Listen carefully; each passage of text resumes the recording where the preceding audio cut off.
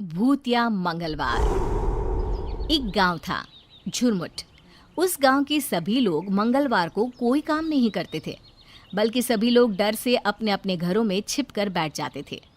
उन गांव वालों का कहना था कि इस गांव में एक तांत्रिक का साया घूमता है, वो भी सिर्फ मंगलवार के दिन। तांत्रिक मंगलवार के दिन भूत बनकर आता था एक आदमी की बलि लेने। और आज सोमवार था, इसलिए सभी अपने खेतों में जल्दी जल्दी काम निपटाकर घर के लिए जा रहे थे। अरे भाई, काम खत्म हो गया हो तो घर चलें। रात होने वाली है और कल मंगलवार है, पता है ना? मंगलवार यानी एक आदमी की बलि। हाँ हाँ, याद है। थोड़ा सा काम रह गया है, बस फिर चलता हूँ। तुम जाओ, मैं आ जाऊंगा। ठीक है भाई, फिर मैं चलता हूँ, पर समय से घर पहुंच जाना। सभी लोग अपने अपने खेतों का काम खत्म करके घर जा चुके थे, पर सत्तू अभी भी खेतों में काम कर रहा था। हाँ, चलो काम तो खत्म हो गया। कल का भी काम मैंने आज ही खत्म कर लिया। एक दिन अपना क्यों खराब करूं मैं? वक्त बहुत हो गया है, जल्दी घर चला जाए अब। सत्तू घर जा ही रहा होता है कि उसके सामने एक साया आकर खड़ा हो जाता है। अरे, कौन हो भाई, और मेरा रास्ता रोके क्यों खड़े हो? हटो सामने से और जाने दो मुझे। वो साया तांत्रिक का साया होता है। तुझे कैसे जाने दूं? तू चला गया तो मैं किसकी बलि दूंगा? बलि? कौन हो भाई, और क्यों डरा रहे हो मुझे? जरा शक्ल तो दिखाओ अपनी। तांत्रिक जैसे ही सत्तू को अपनी सूरत दिखाता है, सत्तू डर से थर थर कांपने लगता है। छोड़ दो मुझे जाने दो। वैसे भी आज तो सोमवार है, तुम तो मंगलवार को बलि लेते हो ना? अरे मूर्ख, जरा ध्यान से देख। मंगलवार दिन शुरू हो गया है। 12 कब के बज चुके हैं। अब तू तैयार हो जा बलि के लिए। तांत्रिक उसकी एक नहीं सुनता और सत्तू को मार देता है।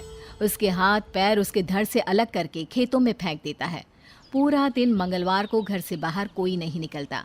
मंगलवार का दिन खत्म होते ही सत्तू की पत्नी शांता पूरे गांव में अपने पति को ढूंढती है। काका, काका, क्या आपने मेरे पति को कहीं देखा है? परसों से वो घर नहीं आए। मैंने नहीं देखा बेटी। तभी शांता को दूर से शोर आता सुनाई पड़ता है। वो उस शोर के नजदीक जाती है तो वहां देखकर हैरान रह जाती है, क्योंकि वहां उसके सामने उसके पति की लाश पड़ी थी, जिसके हाथ पैर गायब थे। चुन्नू के बापू, आप हमें छोड़कर नहीं जा सकते। मुझे पता है ये सब उसी तांत्रिक ने किया है। मैंने रात को ही बोला था सत्तू को कि जल्दी घर चले, पर उसने मेरी एक ना मानी। बोला मुझे अभी और काम करना है खेतों में। अब देखो तांत्रिक के साये ने उसका कितना बुरा हश्र किया। सभी गांव वाले मिलकर सत्तू का अंतिम संस्कार कर देते हैं। पूरे गांव में मातम छाया होता है। धीरे धीरे दिन बीतने लगे और फिर हफ्ता पूरा हुआ।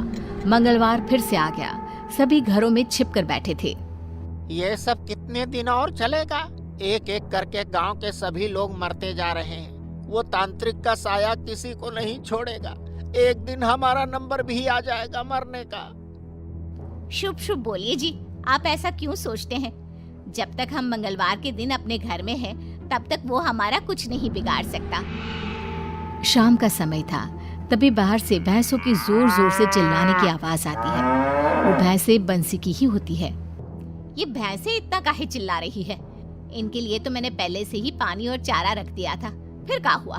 अरे भगवान, हो सकता है उनके नजदीक कोई सांप हो। ये गांव है, खुले में सांप बिच्छू तो घूमते ही रहते हैं। अब क्या करें? कहीं भैंसों को काट लिया तो? इन्हीं भैंसों का दूध बेचकर ही तो हम अपना घर चलाते हैं। मुझे बाहर जाकर देखना होगा।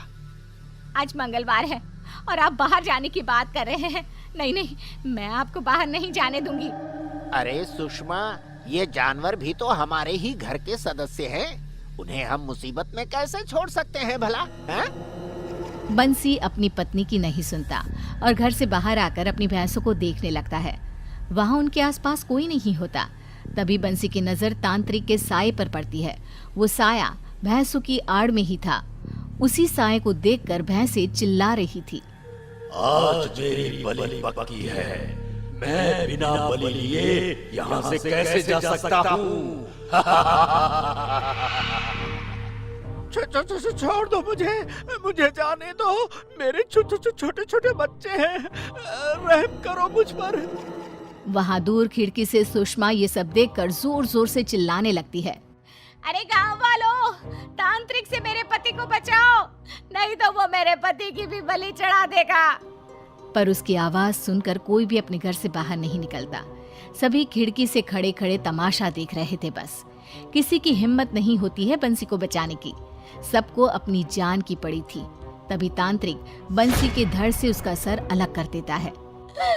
मार दिया उसने मेरे पति को, अब मैं जी कर क्या करूंगी? अरे ओ तांत्रिक, मुझे और मेरे बच्चों को भी मार दे। अभी नहीं, अगले मंगलवार को आऊंगा फिर से एक बलि लेने। तांत्रिक डरावनी हंसी हंसते हुए वहां से गायब हो जाता है। फिर से गांव में मातम छा जाता है। सुबह होते ही सभी गांव वाले सरपंच के पास जाते हैं। सरपंच जी, ये सब कब तक चलेगा? एक एक करके वो तांत्रिक सभी को मारता जा रहा है। सब पता होने पर भी हम हाथ पे हाथ रखकर कैसे बैठ सकते हैं? नरेश बिल्कुल सही बोल रहा है सरपंच जी। अब आप ही बताइए क्या करें जिससे कि तांत्रिक का साया इस गांव से हमेशा के लिए चला जाए। अब आप सबकी जिम्मेदारी मैं लेता हूँ। अगले मंगलवार किसी भी गांव वाले की जान नहीं जाएगी। मतलब क्या है आपका सरपंच जी? किसी की जान नहीं जाएगी? कुछ समझ में नहीं आया। मतलब ये है कि हमारे पास एक हफ्ता है। अगर मैं कुछ नहीं कर पाया तो मैं खुद तांत्रिक के सामने अपनी बलि दे दूंगा। सरपंच की ये बातें सुनकर सभी हैरान रह जाते हैं। अगले दिन सरपंच बड़ी गहरी सोच में डूबा हुआ हुक्का पी रहा था।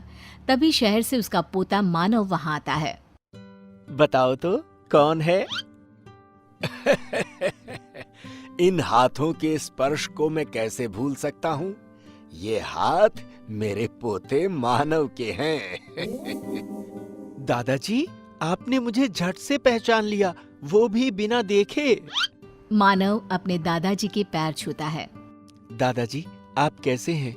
अच्छा, पहले ये बताइए, मैंने देखा आप बड़ी गहरी सोच में बैठे हुए थे। ऐसा क्या सोच रहे थे कि मेरे आने की आहट भी आपने नहीं सुनी?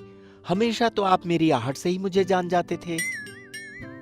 ऐसा कुछ नहीं है। अच्छा बताओ, मेरा मानव बेटा कैसा है? शहर का खाना खाने से तू कितना दुबला पतला हो गया है।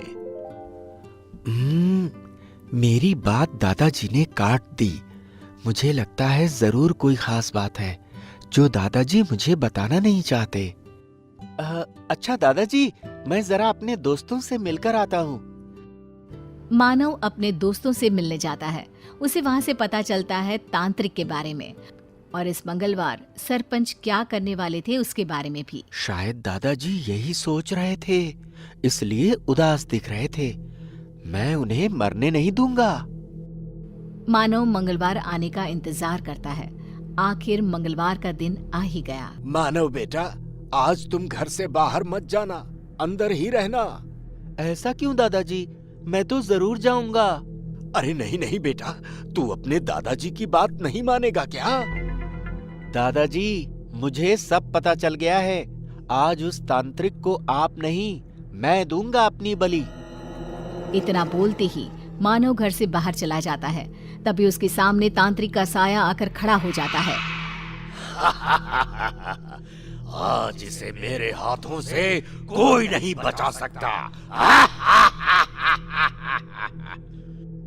जैसे ही तांत्रिक मानव को मारने के लिए हाथ उठाता है, मानव के शरीर से एक तेज रोशनी निकलकर तांत्रिक को पीछे धकेल देती है। ये क्या था? मैं इतना कमजोर क्यों महसूस कर रहा हूँ? और वो रोशनी कैसी थी? हाँ? मानव भी ये देखकर हैरान था। तभी उसे याद आता है कि उसने हनुमान जी का लॉकेट पहना है। ये सब उसी लॉकेट का चमत्कार है। अब ये लॉकेट ही हमें बचाएगा और इस तांत्रिक के साये को भगाएगा यहाँ से हमेशा के लिए। मानो जैसे ही वो लॉकेट तांत्रिक के सामने करता है, तांत्रिक डर के वहां से भाग जाता है और फिर कभी नहीं आता उस गांव में।